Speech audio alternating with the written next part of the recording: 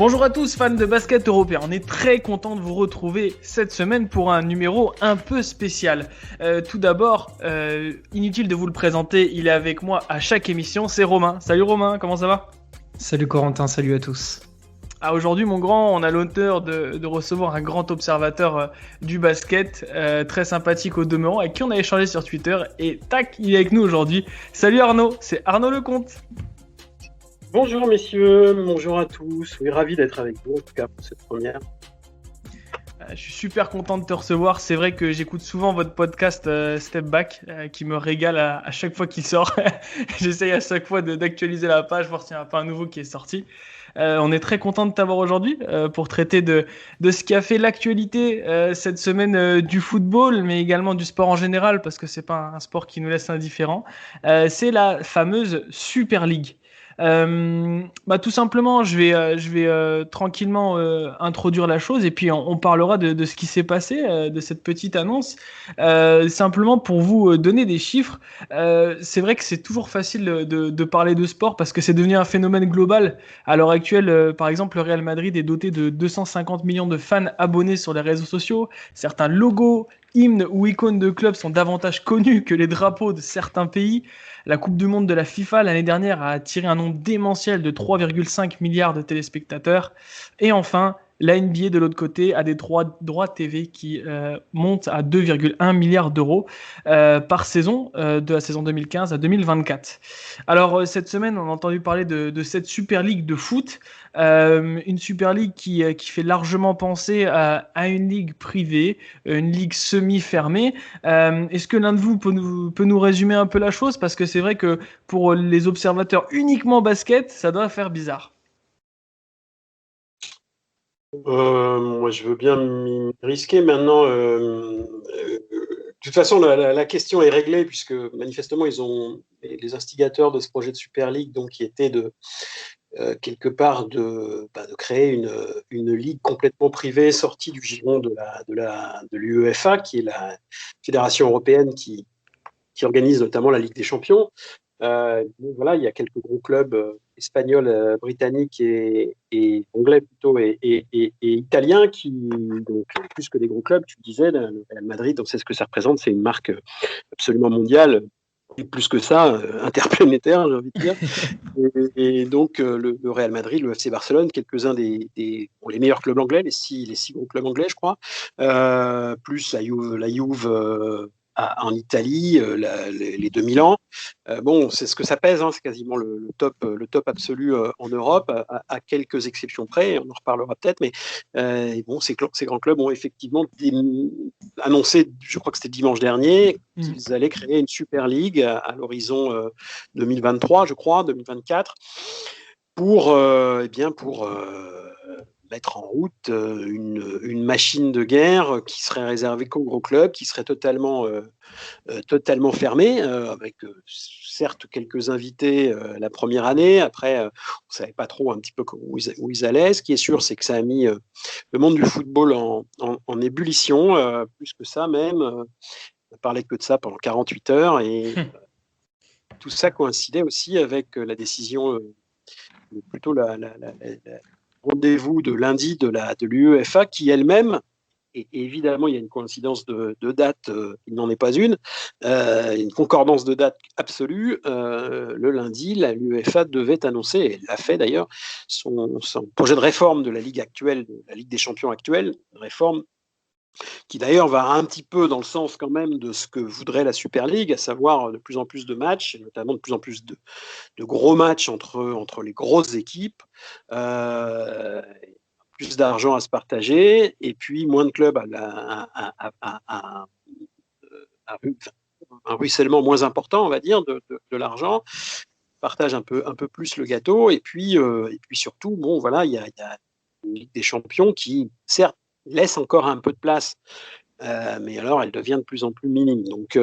Donc en fait, ce qui a frappé tout le monde, c'est probablement la forme, la soudaineté de l'annonce de cette Super League, pilotée par le Real Madrid, la Juventus de Turin, le FC Barcelone et les clubs anglais.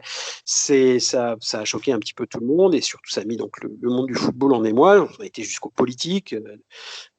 Emmanuel Macron s'est exprimé, la Commission européenne, Boris Johnson, le Premier ministre anglais. Donc on s'est retrouvé avec une affaire absolue, une affaire d'État, une affaire mondiale. Pendant 48 heures, on se demandait un peu ce qui se passait. Tout le monde a réagi, et puis au final, ça s'est terminé. Le soufflet est retombé aussi vite qu'il était monté. Et en effet, depuis mardi, mercredi qui ont suivi, cette Super League, elle a disparu quasiment des dossiers et des questions du moment. Donc, c'était assez bizarre. Je pense qu'il y a vraiment eu une question de forme qui a été mal gérée par les gens qui ont mis ça en route. Ce qui est sûr, c'est qu'on a eu effectivement des tas de débats et de parades médiatiques des uns et des autres qui expliquaient que le football ne pouvait pas être trahi par les siens. L'UEFA avait mis donc des menaces, avait lancé des menaces pour interdire non seulement cette Super League, mais surtout pour surtout punir les clubs qui s'y commettraient. Le Real Madrid, encore une fois, Barcelone, les grands clubs anglais qui auraient été interdits évidemment de compétition européenne, mais bon, à partir du moment où c'est une Super League, je pense que ça les importait peu. Ce qui était un peu plus compliqué à gérer pour ces clubs-là, c'est que les joueurs eux-mêmes auraient été bannis des compétitions internationales telles que l'Euro ou évidemment la Coupe du Monde, même si l'UEFA ne gère pas la Coupe du Monde, c'est bien entendu la FIFA, la Fédération internationale. Donc néanmoins, la FIFA a rapidement indiqué qu'elle était un peu solidaire de l'UEFA, même si certains disent qu'elle joue double jeu. Enfin bref, tout ça a été extrêmement complexe, très politique, très économique fortement aussi, parce que tout ça se passe dans un contexte où effectivement le football mondial, enfin le football européen plus précisément, le plus puissant évidemment de la planète, se demande comment il va revenir sur Terre après la crise sanitaire qui met le monde à l'arrêt depuis notamment le monde du spectacle et du sport professionnel, du divertissement et du business à l'arrêt depuis 1 an. Voilà. Ah bah merci pour ce résumé, ça fait du bien d'avoir toute l'affaire. C'est vrai que c'est venu de cette pandémie, le fait que certains clubs commencent à accélérer cette idée. Romain, comment on en est arrivé là? Parce que ça s'est pas fait du jour au lendemain. Non, ça s'est pas fait du jour au lendemain, d'autant que dans le foot, ça couvre depuis déjà bientôt 1 an. Si on tend un peu l'oreille, on est plus ou moins au courant qu'il y a cette idée de projet qui se trame. Et du coup, comme ça a pu être le cas, on y reviendra après, mais dans le monde du basket, il y a un moment donné où les puissants ont voulu se mettre la cape de sauveur sur les épaules et ont décidé eux-mêmes de prendre les choses en main en se disant on va brasser plus d'argent, et ça crée une scission, une réelle scission qui a, comme l'a dit Arnaud, a remué un peu tout le monde du sport et même au-delà pendant ces quelques jours.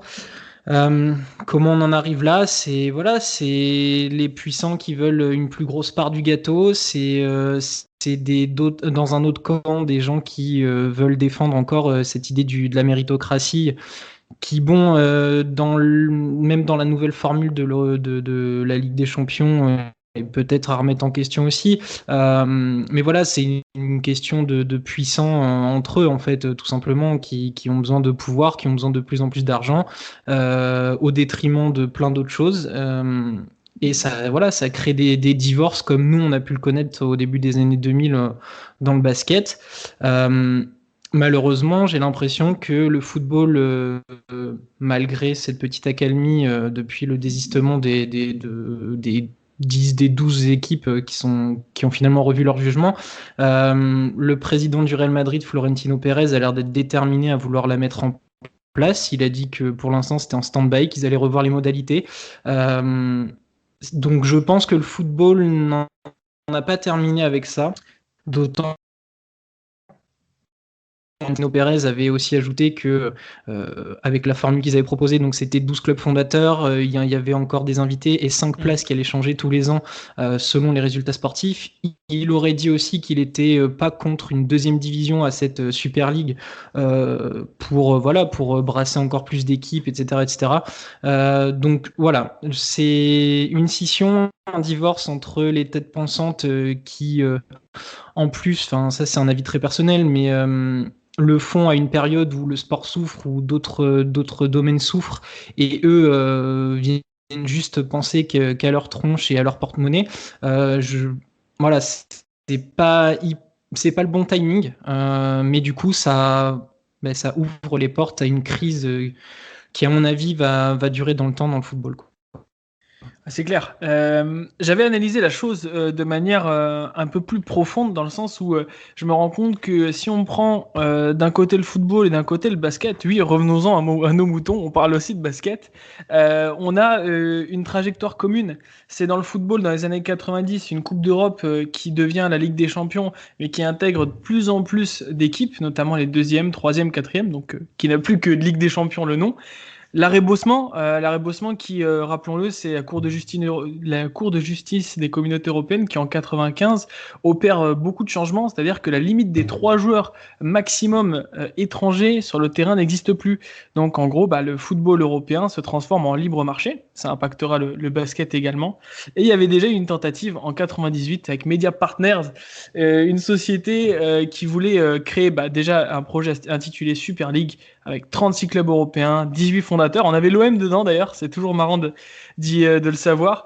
Et calqué sur le modèle de Euroleague. NBA, pas de descente, la certitude de voir les coffres se remplir tranquillement et soutenu par des manias de l'audiovisuel comme Silvio Berlusconi ou Rupert Murdoch, pardon. Et puis tout simplement, de l'autre côté, dans notre basket à nous, on a une Coupe d'Europe qui commence en 57, lancée par l'équipe, alors dont l'idée venait de l'équipe, qui s'appelait la Coupe des clubs champions, et puis qui tranquillement a évolué jusqu'en 2000, où un organisme prend de l'ampleur, l'Union des ligues européennes de basketball, l'ULEB, et celle-ci veut devenir indépendante de la FIBA. Elle organise sa propre compète en 2000-2001, l'Euroleague. La FIBA réplique en organisant la Supro League. Cette année-là, on aura 2 champions d'Europe. Si je me souviens bien, vous m'arrêtez si je me trompe, c'était le Maccabi pour l'une et la Virtus Bologne pour l'autre. Je me trompe pas? C'est ça. Ensuite, la FIBA n'ayant jamais déposé la marque Euroleague, l'ULEB reprend la compétition et puis tranquillement jusqu'en 2016 où la compétition devient, on va dire, plus dangereuse pour les ligues nationales. Et la nouvelle Euroleague fonctionne grâce désormais à une société qui s'appelle ECA, Euroleague Commercial Assets, en conflit avec la FIBA, avec 11 licences A et tout simplement des systèmes de wildcard. Donc on est dans cette géographie-là du sport. Donc pour moi, c'était important de remettre dans le contexte ces choses-là, parce que pour beaucoup de personnes et dans beaucoup d'analyses, on a entendu parler de la NBA en comparaison de cette Super League. Quelque chose qui personnellement me semble peut-être pas forcément comparable. Qu'est-ce que tu en penses, Arnaud ? Oui, absolument. Le résumé que tu as fait de la situation, enfin la manière dont le basket européen avait effectivement dès 2000-2001 en effet déjà été précurseur quelque part dans la manière de revoir un petit peu le paysage et de laisser une ligue privée prendre en charge la plus grosse compétition européenne. C'était il y a 20 ans déjà, ça fait un petit moment. Il y a des gens qui sont fans de basket européen qui n'ont jamais connu autre chose que ça aujourd'hui, 20 ans après. Donc effectivement, je pense que le modèle européen du sport est tel que ce qui se passe au football en ce moment et qui effectivement, comme tu le rappelais, a pris sa source déjà dans les années 90 avec, tu parlais de Media Partners, mais ça s'appelait le G14 aussi, c'était le groupement des club, etc. Il y a eu plein d'épisodes, des compétitions mortes-nées. Il y a à chaque fois l'UEFA a dû retravailler sa Ligue des Champions pour satisfaire l'appétit des ogres qui voulaient la quitter pour créer une compétition. Et c'est probablement encore ce qui va se passer là, avec la Super League. Et je pense, comme disait Romain tout à l'heure, je suis assez d'accord avec lui. C'est-à-dire que c'est pas terminé. Je pense que les épisodes, c'est une série Netflix quasiment. Les épisodes sont à voir. On va avoir des saisons 1, 2, 3, etc. Et jusqu'à ce qui se passe. Et moi, j'en suis totalement convaincu. C'est un avis extrêmement perso, mais qu'un jour ou l'autre, on aura de toute façon un grand championnat international. Beaucoup plus proche de ce qu'on connaît aujourd'hui en NBA que la Ligue des Champions actuelle. Alors, pour revenir effectivement à cette histoire de NBA, effectivement, les comparaisons ont surtout été avec la NBA, alors que, en effet, c'est pas tout à fait. Je pense que c'est pas trop comparable. Pourquoi ? Parce que ce sont deux cultures totalement différentes. La culture du sport américain, des franchises, des drafts, etc., de la manière dont on fonctionne économiquement, ça n'a rien à voir avec le modèle européen. Et je pense qu'en effet, il était plus pertinent probablement ces derniers jours de comparer avec ce qui s'est passé dans le basket qu'avec la NBA. Malheureusement, l'Euroleague n'étant pas très médiatique, personne n'a, parmi les grands experts qui se sont prononcés qui ont débattu sur les plateaux télé ou à la radio ou dans la presse, souvent on a un petit peu mis de côté, on n'a pas parlé de l'Euroleague, alors que c'était effectivement, à part dans l'équipe, où il y a eu un article, je fais un peu de promo, il y a eu un article sur l'Euroleague qui expliquait un peu que ça fait effectivement 5 ans que le projet de Super League Football était déjà en marche pour le basket. Alors évidemment, avec une logique économique très différente, parce que le poids médiatico-télévisuel, économique, politique du football n'a strictement rien à voir, le football européen n'a strictement rien à voir avec le basket européen. Enfin, sinon on parle de rien, parce que de toute façon, quel sport aujourd'hui en Europe ou dans le monde peut rivaliser avec le football européen, à part peut-être la NBA en effet, et le cricket en Inde. Mais voilà, je crois qu'on est effectivement, on est plus sur cette comparaison-là avec l'Euroleague me paraissait plus pertinente, même si en effet au niveau des chiffres, ça n'a rien à voir. C'est clair. J'ai l'impression que beaucoup de gens se sont jetés là-dessus parce que c'est le seul élément de comparaison dans la culture populaire qu'ils avaient. Malheureusement, la situation en termes d'acteurs, notamment, est beaucoup plus comparable avec le basket, notamment cette défiance à l'égard des institutions, alors qu'elles soient nationales, supranationales, et notamment les ligues nationales, et cette volonté de s'émanciper pour survivre. Une ligue fermée, pour moi, honnêtement, elle peut être profitable que si elle est hégémonique dans le cas de la NBA. Et c'était ça qui était intéressant, c'est de voir que certains clubs étaient contre cette compétition, notamment le Bayern Munich, alors qu'ils ont une équipe en Euroleague. Beaucoup de clubs étant notamment omnisport. Donc c'est ça qui m'avait un peu choqué. Cette volonté de vouloir, je dirais, se regrouper pour survivre. Alors moi, elle m'a surpris parce qu'on parle essentiellement de problèmes d'argent. Mais est-ce qu'une ligue fermée à l'américaine sauverait le football? Je ne pense pas. C'est quoi ton avis sur la question, Romain? Non, je partage ton avis sur le fait que ça ne sauverait pas le football, comme ça ne sauvera pas le basket. De toute façon, pour reprendre un petit peu aussi l'idée de la ligue fermée, de la comparaison avec la NBA, il y a trop de choses qui ne vont pas et qui ne sont pas applicables chez nous, que ce soit dans le foot ou dans le basket. Pour rappel, dans les sports US, ça concerne qu'un seul pays, alors que nous déjà ça concerne donc toute l'Europe, avec des législations différentes, des ligues qui s'organisent différemment, des championnats aussi. La NBA aussi, elle est dirigée par un commissionneur qui n'a pas le même statut que ce que voulait prendre un Florentino Pérez ou un Andrea Agnelli, c'est-à-dire que eux appartiennent directement à des clubs. Donc c'est totalement différent déjà. Arnaud en a parlé, il y a le système de draft, la free agency. C'est pas des achats de joueurs, c'est des signatures, donc tout est fait, notamment dans la NBA et les sports américains, pour avoir ce système d'équilibrage des forces à chaque fois, tous les ans, par la draft, par les signatures, etc. Et puis aussi, aux États-Unis, ils ont moins de matchs en sélection, ils ont moins de tournois qu'on peut avoir nous en Europe, où nous, on a les matchs amicaux, la Nation League, l'Euro, les qualifs, etc. etc. Donc clairement, quand on a, pour prendre la NBA, on a 30 propriétaires, eux, ils se réunissent, ils font leur petite réunion pour modifier des choses, etc. Alors que là, la Super League, c'est plus vraiment le putsch d'un seul homme, enfin de quelques hommes qui ont dit bah voilà, nous on s'émancipe, on fait comme ça, et puis vous allez nous suivre de gré ou de force. Et du coup, c'était pas hyper comparable à ce qui se passait chez nous. Une ligue fermée en Europe, quand on reprend l'Euroleague, ça fait beaucoup parler parce que de moins en moins de clubs méritants sportivement sont mis en lumière. Il faut plus avoir un cahier des charges et les poches pleines pour pouvoir y faire son entrée. On l'a vu, l'Asvel, ça a été un processus très long. Il a fallu que Tony Parker arrive, qui trouve les moyens, qui fasse plein d'ajustements, qui monte pas de blanche. Moi, pour le coup, pour l'avoir connu du côté de Limoges, quand ils sont revenus dans la compétition, il fallait modifier l'éclairage, modifier la couleur du parquet, faire ci, faire ça. Il y a un cahier des charges énorme.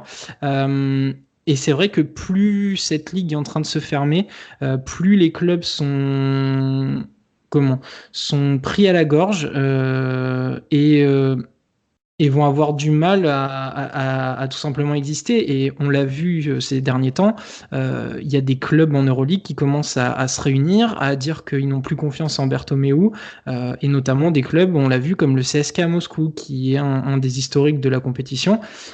Donc ce format de ligue fermée en Europe ne sauvera personne, je pense. Et du coup, il va falloir... alors ça, c'est toujours bien de le dire, c'est très compliqué de le faire depuis des années parce que ça dure depuis plus de 20 ans, mais il va falloir s'asseoir autour d'une table, peut-être travailler un petit peu son ego aussi et essayer de trouver une solution pour vraiment déjà sauver le sport dans son entièreté, parce que du coup il y a le foot, le basket, mais il y a d'autres sports qui sont concernés par la crise, et ne pas simplement voir que son intérêt personnel. Bon, ben ça c'est à mon avis peine perdue déjà dans l'époque où on est, mais voilà, va falloir ouvrir un dialogue parce que du coup on a des ligues fermées, mais on a aussi tout le système de sanctions qui veulent être appliquées. Alors, en basket, on l'avait connu pour l'Euro 2016, je crois, au moment de la création de la Champions League, où la FIBA était prête à ne pas avoir la Serbie, l'Espagne, etc. pour l'Eurobasket, parce qu'il fallait se donner une vraie réponse si elle suivait leur modèle à eux, ou si ça voulait aller du côté de l'Euroleague. Donc ça faisait pression, on a failli ne pas avoir ces clubs-là, enfin ces équipes nationales-là dans des grands rendez-vous. Ça a été la même chose pour la Super League, où là d'un coup on nous disait oui, vous n'irez pas à la Coupe du Monde, à l'Euro, je sais pas quoi. Et finalement, dans leur guerre d'ego, qui va en payer le prix, c'est les fans, parce que les fans, les grands joueurs, des beaux matchs, etc. Et puis finalement, dans cette guerre-là, on va potentiellement se retrouver avec ce que nous on a en basket avec les fenêtres internationales, c'est-à-dire des équipes B, des équipes C pour certaines nations qui ont de très grands joueurs et qui sont malheureusement en NBA ou en Euroleague. Et du coup, ça devient illisible au possible. Et moi, la seule réflexion que je me fais depuis dimanche, c'est est-ce qu'on n'a pas tous perdu en fait? Oh, c'est une belle question. Oui, c'est vrai, rappelons-le, on est dans une situation en Europe, à l'heure actuelle, dans le basket, où tout simplement vous avez deux compétitions ECA, donc Euroleague, entre guillemets, qui sont l'Euroleague et l'Eurocup, et de l'autre côté, la Basketball Champions League et la FIBA Europe Cup. Alors, bien sûr, ici à Ficelle, on les suit toutes. Pour autant, c'est pas le cas partout. Mais ça, c'est pour le côté, je dirais, politique. Et de l'autre côté, on a des clubs, surtout, qui veulent s'en sortir en essayant de gagner davantage. Et c'est, je pense, aussi une des grosses volontés de ces clubs-là, c'était l'investissement de JP Morgan, notamment une grande banque, alors je crois que c'est une banque américaine, qui proposait 3,5 milliards de dollars pour 15 clubs, alors partagés en fonction du prestige des clubs. C'est ça également qui fait un peu, on va dire, qui donne un peu des boutons aux amateurs de la méritocratie, et que c'est une ligue qui serait valorisable à 5 milliards, contrairement à l'heure actuelle à Champions League, qui est valorisable à 2 milliards. Donc il y a un problème au niveau des institutions, donc d'ego, mais également un problème d'argent. Et je reviens notamment à une déclaration de Florentino Pérez, et j'aimerais qu'Arnaud y réagisse, qui a sorti à El Larguero, donc c'est un show sur Cadena Ser en Espagne. Il a dit tout simplement que dans le basket, on le voyait ça de manière normale, que ce soit en ACB ou avec l'Euroleague, et que de l'autre côté, par exemple, le Bayern avait une équipe en Euroleague et dans le championnat allemand. Et qu'est-ce qu'il arrive? Rien. Simplement, l'Euroleague a sauvé le basket européen. Voici les propos de Florentino Pérez. Tu en penses quoi, Arnaud? J'en pense pas grand-chose parce que je suis pas complètement convaincu que Florentino Pérez soit de bonne foi dans cette histoire.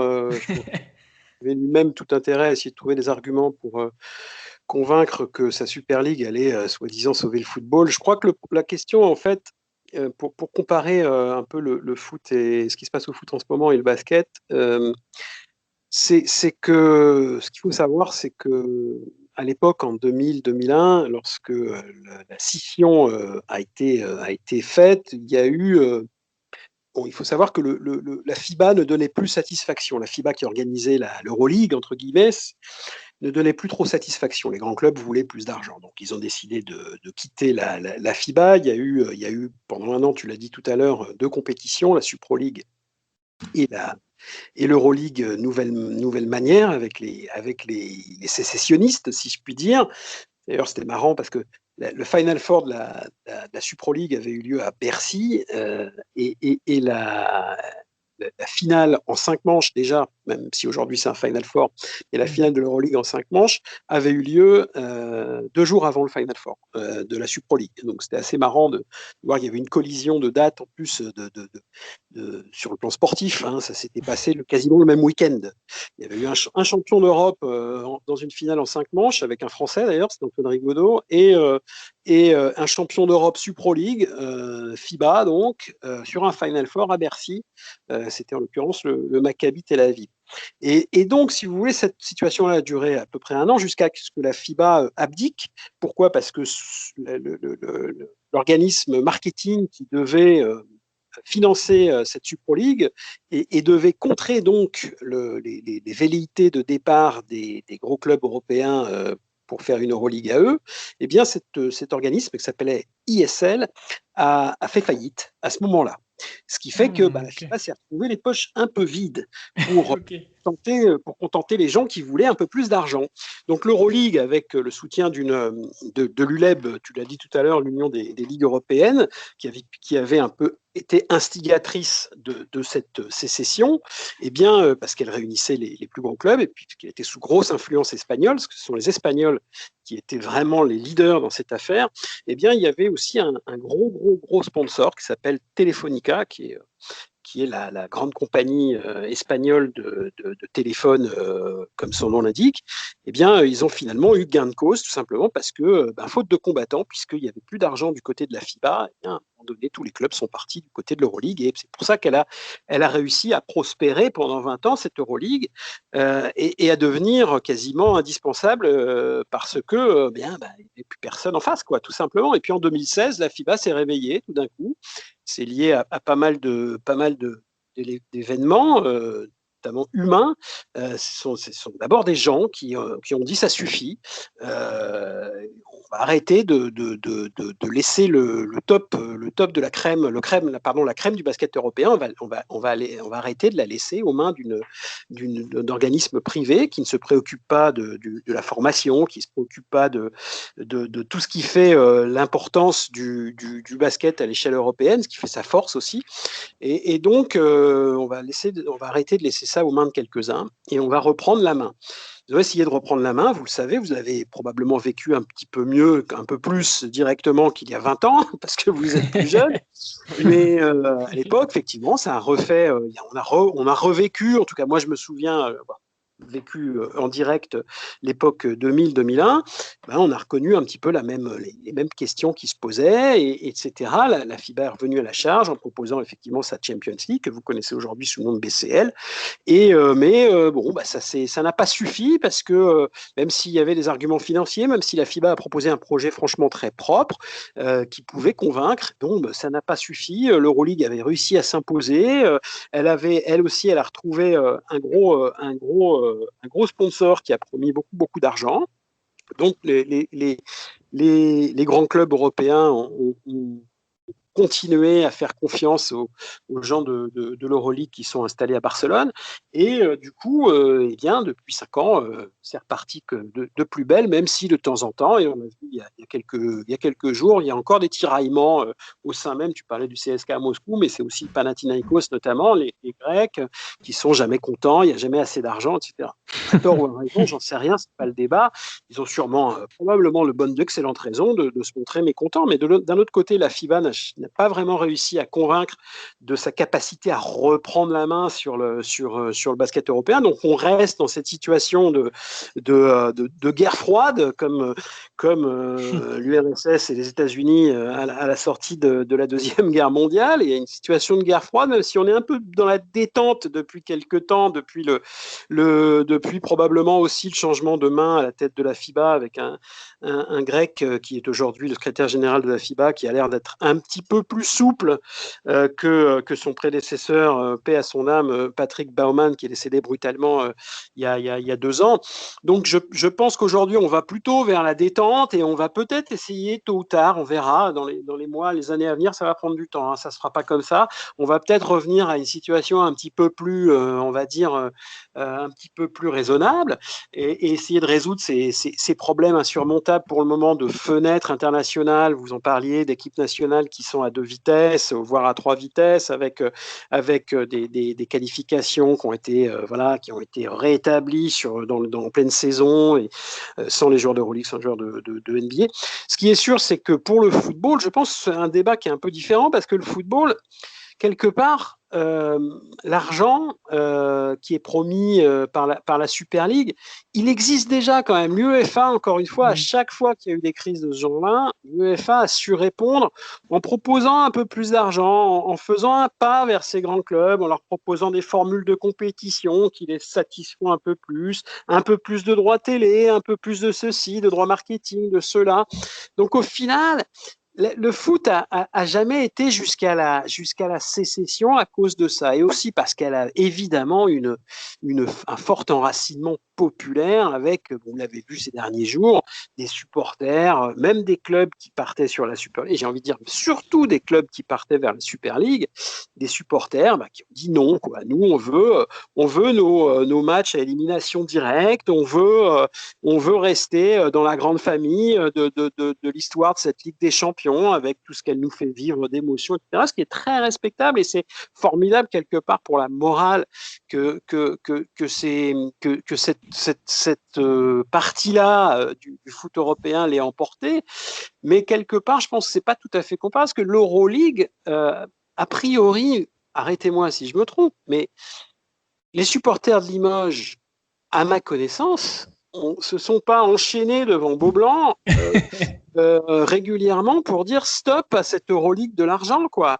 Les supporters du italien qui sont pas en Euroleague, et il y en a, hein, le basket italien est un basket riche en Europe, qui a une culture gigantesque, qui a gagné pendant longtemps. Aujourd'hui, il n'y a plus que Milan en Euroleague, alors qu'à une époque, c'est un basket qui a dominé le basket européen de club dans les années 70-80. On pourrait imaginer que Bologne, que pourquoi pas Cantu, pourquoi pas Varese, tous les supporters des clubs historiques, Pesaro, etc., disent stop, quoi. Nous, on voudrait bien aller en Euroleague. Eh ben, moi, je vois pas ces phénomènes-là dans le basket. Pourquoi ? Parce que je pense que ce sont deux sports complètement différents, où le petit, entre guillemets, toujours entre guillemets, où le petit, au basket, il n'y arrive pas.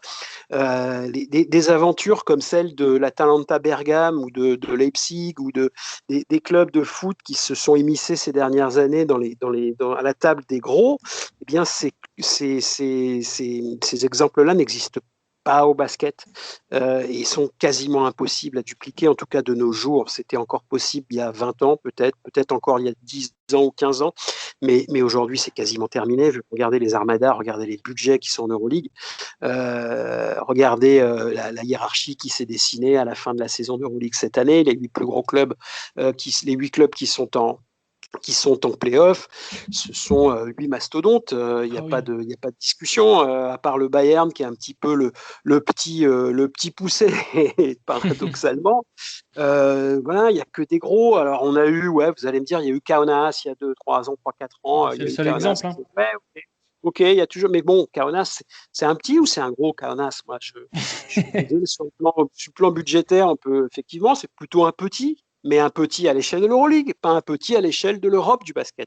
C'est un gros à l'échelle de l'Europe du basket, tout confondu, bien sûr, au-delà des clubs d'Euroleague. Donc voilà, c'est pour ça que je pense que les comparaisons sont quand même très difficiles et qu'aujourd'hui, il y a pas trop de débat quand même sur la légitimité de l'Euroleague, même si on sait bien qu'il y a les fédérations nationales, notamment la Fédération française la première et la Ligue nationale française sont plutôt vent debout contre le fonctionnement de l'Euroleague. Mais c'est peut-être lié à d'autres raisons. Oui, c'est clair. Sur ces 8 équipes, il n'y en a que 6, enfin, il n'y en a que 2, pardon, qui n'ont pas comme support des clubs de football qui sont gigantesques. On sait d'ailleurs, pour les gros budgets d'Euroleague, notamment le Barça ou le Real, qu'il y a il y a un déficit gigantesque comblé par le football, puisque c'est des mastodontes. Au niveau des rentrées d'argent au football. Mais c'est vrai que voilà, il y a aussi le fait que de l'autre côté, on a une ambivalence avec le basket. C'est qu'on a une NBA qui ramène énormément de monde à cette pratique, qui intéresse les gens au basket, mais de l'autre côté, il est impossible de se construire à côté d'elle, puisqu'elle brasse tellement de gens que les gens sont désintéressés par les autres ligues. Et donc on a toujours cette dualité, se rapprocher, se construire en opposition. Voilà, il y a une difficile lisibilité. Romain, tu le vois comment ce futur pour le foot, mais également pour le basket? Pour reprendre un petit peu la formule que j'avais employée à la fin en disant est-ce qu'on n'a pas tous un peu perdu, c'est que malheureusement, je vais parler pour moi, qu'importe la formule en fait, je suis tellement attaché au basket pour le sujet qui nous intéresse, je suis tellement attaché au basket que malheureusement, je vais faire un aveu de faiblesse, mais qu'importe la formule qu'on va me proposer, je vais regarder. Quoi qu'il arrive, je vais regarder. Parce que moi, voilà, en tant que Limoujo, l'Euroleague, ça me parle. C'est quelque chose qui est sacré chez nous. Parce que j'adore regarder, en ce moment avec les playoffs, j'adore regarder l'Euroleague. Je vais être devant ma télé pour supporter Monaco en Eurocup, mais je vais aussi soutenir la SIG en Champions League. Voilà, moi ce futur, j'aimerais juste, mais pour le bien du basket européen, j'aimerais juste qu'on arrive à s'accorder un temps où on fait le tri dans quelle Coupe d'Europe est nécessaire, quelle formule est nécessaire, comment on peut construire un futur où, sans vouloir être comme la NBA et à toujours vouloir faire comme l'autre, juste pouvoir exister, faire aimer de nouveau ces compétitions européennes, ces clubs, ces formules-là au public européen. Parce que des fois, j'ai l'impression qu'il y a la NBA et nos championnats nationaux. Enfin, je sais qu'en France, ça a l'air de fonctionner plutôt comme ça. On a la NBA d'un côté et puis après, on va regarder le club du coin. Mais on se rend pas compte que une Euroleague, c'est incroyablement beau à regarder, que c'est incroyablement intéressant et on essaye de le faire passer toutes les semaines avec notre émission. Mais essayer de raccrocher ce monde, cette Europe du basket autour on va dire d'un produit, parce que maintenant il faut en parler comme ça, c'est clairement des produits, mais autour d'une formule, alors oui, qui potentiellement peut laisser aussi un peu de place à la méritocratie, à des équipes qui sont vraiment championnes, qui sont des clubs de tous les pays, mais qu'on essaye dans le futur d'avoir une formule qui marche pour que le basket européen grandisse, retrouve de sa superbe et qu'on ne soit pas juste cité à un moment donné où on ne parle pas souvent de basket européen dans les grands médias, etc. Et que le seul moment où on en parle, c'est pour dire ouais, mais vous voyez, le foot, ils sont en crise, mais le basket, ça fait 20 ans que c'est comme ça. Et en fait, j'ai l'impression que le basket européen vient d'être cité. On nous a mis un petit peu en lumière, mais pour mettre en avant les failles qu'il y a dans ce système. Et jamais pour dire pendant, je sais pas, 20-30 minutes à la télé, vous avez vu Nando De Colo, qu'est-ce qu'il est beau avoir joué. Et en fait, ça m'ennuie beaucoup. C'est qu'on est rentré dans une sphère où, en fait, les seuls moments où le grand public va connaître le basket qu'on aime, c'est pour dire ouais, vous avez vu, eux, ils fonctionnent comme ça. C'est pas beau, hein. Ah, ils sont avides d'argent, ces clubs-là. Et donc, dans le futur, j'aimerais juste qu'on redore un peu le blason de ce basket européen avec une formule qui marche. N'importe laquelle, je m'en fiche tant que personne n'est lésé. Mais alors, c'est toujours pareil. C'est très naïf de ma part de penser que ça peut arriver. Une formule comme ça, parce que forcément on est dans une période où on parle beaucoup d'argent, où l'argent est le centre d'intérêt de tous. Donc ça va être très compliqué, ça va prendre beaucoup de temps comme ça a été dit tout à l'heure. Dans le foot, c'est un peu pareil. En plus, c'est très chiant pour moi parce que je suis en foot. Si j'ai un club en Europe que j'aime beaucoup, c'est le Real Madrid. Et là, pour moi, le club est entaché par un président qui commence, par ses actions qui commencent à être séniles parce que raconter qu'il a sauvé le basket européen, qu'il veut sauver le foot, je comprends pas. Et il est en train d'entacher un club qui est historique.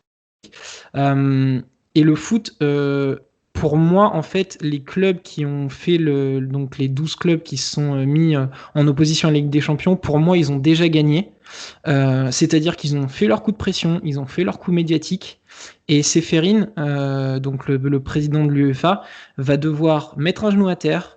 Et c'est ce qu'il est déjà en train de faire parce que du coup, ils ont retouché la formule. Alors, elle est ce qu'elle est parce qu'elle n'est pas non plus très claire, etc. Mais en termes d'argent, il a déjà dit qu'il était capable de trouver d'autres fonds et je crois qu'il passe de 4 à 7 milliards ou quasiment 10 milliards pour pouvoir répartir un peu plus d'argent au niveau des clubs. Donc pour moi, la Super League, elle arrivera peut-être un jour, ça je ne sais pas, mais en tout cas, dans la nouvelle formule de Ligue des Champions, les clubs dissidents ont déjà gagné en fait. Donc le futur, il est là, c'est qu'ils ont gagné, ils vont avoir encore plus d'argent et que la Ligue des Champions, nouvelle formule, va quand même se fermer petit à petit un peu plus à la méritocratie. Et voilà. Donc, en football, pour moi, ça va pas changer énormément pour le moment, à voir dans le temps, mais en tout cas, pour moi, les 12 ont déjà gagné. Je t'avais pas prévenu, Arnaud, que les envolées lyriques de Romain étaient incroyables. Comment ne pas dire amen à ce qu'il vient de dire? En tout cas, moi je vais également donner vite fait mon avis. C'est que pour moi, de toute façon, il faut rendre lisible le basket européen également, voire pour s'accorder. Mais de l'autre côté, dans le football, un nom comme JP Morgan, une marque comme JP Morgan ne se serait pas lancé dans cette aventure et que son nom sorte pour le grand public comme ça, sans rien derrière. Que bien sûr, c'est inévitable puisqu'il y a une grande mobilisation des fans. Ils sont gentils, c'est vrai, ils sont attachés, mais bien sûr, à un moment, ils peuvent pas faire que manifester. À côté de ça, ils doivent gagner leur vie, que le football n'est pas forcément essentiel pour nourrir la famille, et qu'enfin, on oublie souvent, mais c'est que ces clubs sont des marques, et il y a une montée des fans des autres continents, notamment asiatiques ou d'Amérique latine, qui eux s'en fichent un peu que on l'appelle Super League, Champions League, etc. Tant qu'on voit des gros noms sur un terrain. Voilà. Arnaud, je te laisse le dernier mot. Merci encore d'être venu, ça fait super plaisir. Non, mais simplement pour... moi, il y a une réflexion qui m'est venue cette semaine un peu à travers tout ça, c'est que je me dis, la ligue fermée au football, tout le monde y est opposé, et j'essaye de comprendre pourquoi.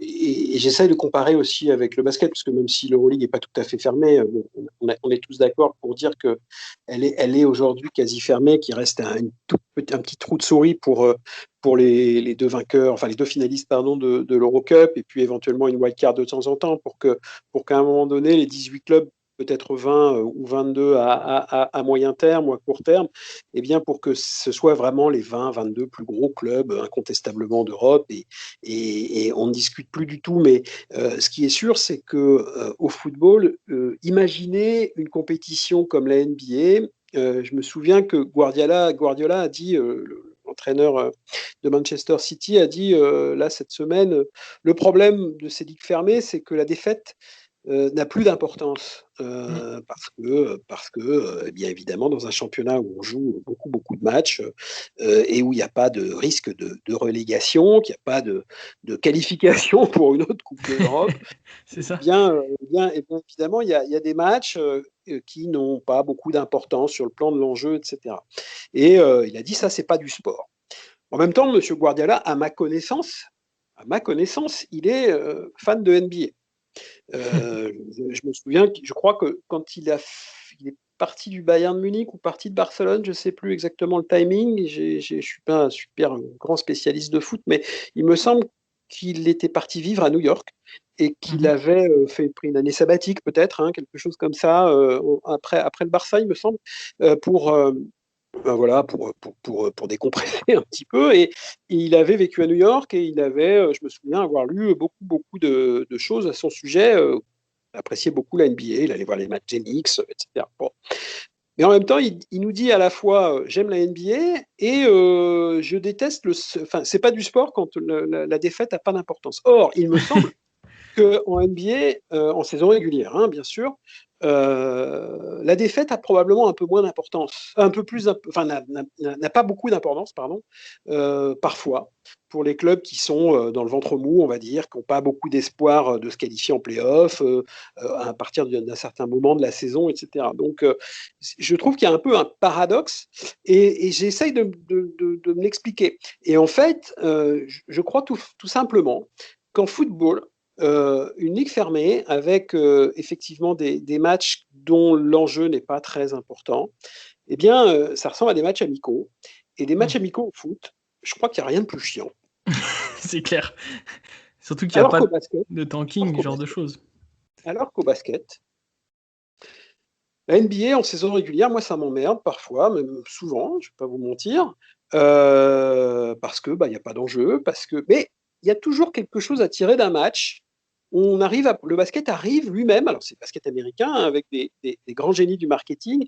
On arrive tous les soirs, tous les jours quasiment à extraire d'un pauvre Sacramento, Minnesota.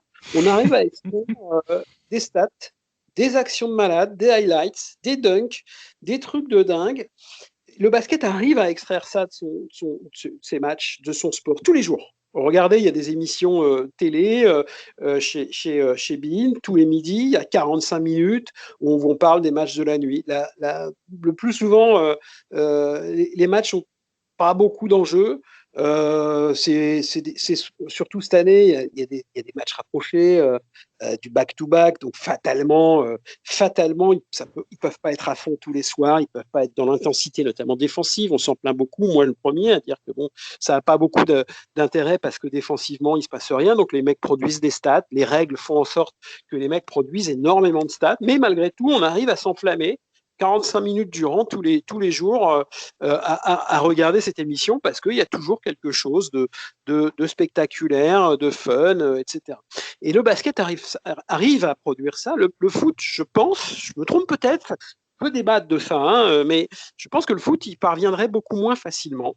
Et ça explique peut-être en partie pourquoi une ligue fermée, eh bien, avec ce système un peu de match de saison régulière sans enjeu direct, etc. C'est pourquoi le foot l'acceptera difficilement. Il faut aux supporters, et moi le premier, l'adrénaline de l'élimination directe ou des matchs qui comptent, une défaite interdite, etc.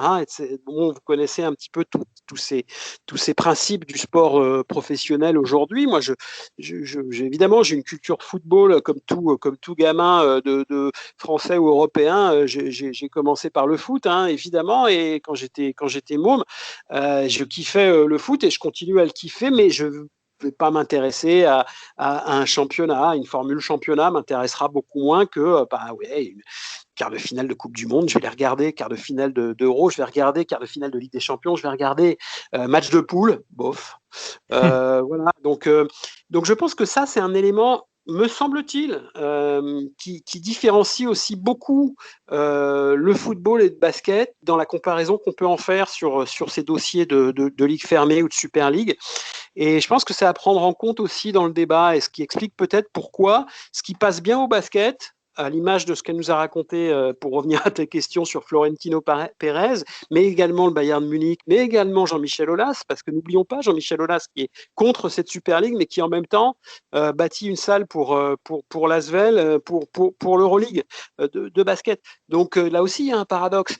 Et je pense que peut-être que fais l'avocat du diable, mais peut-être que ma petite théorie là sur les différences entre basket fermé et foot fermé, peut-être que cette petite théorie là explique les paradoxes de ces messieurs. Voilà. Ouais, c'était super pertinent parce que c'est vrai que Florentino Pérez le premier, à l'image de l'ULEB quand ils avaient lancé la première Euroleague, voulait changer les règles pour se rapprocher de quelque chose de plus dynamique, diminuer la taille du terrain, diminuer le temps de jeu, ce genre de choses. Et puis ça met en lumière beaucoup de paradoxes, hein, notamment ces messieurs Boris Johnson et Emmanuel Macron qui trouvent que cette Super League est très dommageable et menace le principe de solidarité et de mérite sportif, alors que eux sont les premiers à être des ultra-libéraux. Ça me fait bien rire. Malgré tout, j'ai trouvé un tweet qui m'a fait beaucoup plaisir et je voulais lui rendre hommage cette semaine. C'était Yann Casville qui, pour moi, conclut très bien cette émission, qui a dit « Amis du football, si cela peut vous être utile, je vous transmets la totalité de mon enquête, longue de plusieurs années dans le basket. Crise de gouvernance, valeur contre l'argent, ligue privée, etc. Voici. Il n'y a pas d'un côté les gentils et de l'autre les méchants. De rien. » Voilà, je trouvais que ça terminait bien cette émission. Merci beaucoup Arnaud d'avoir été là et de nous avoir éclairé de tes lumières. C'était un honneur. Tu reviens quand tu veux.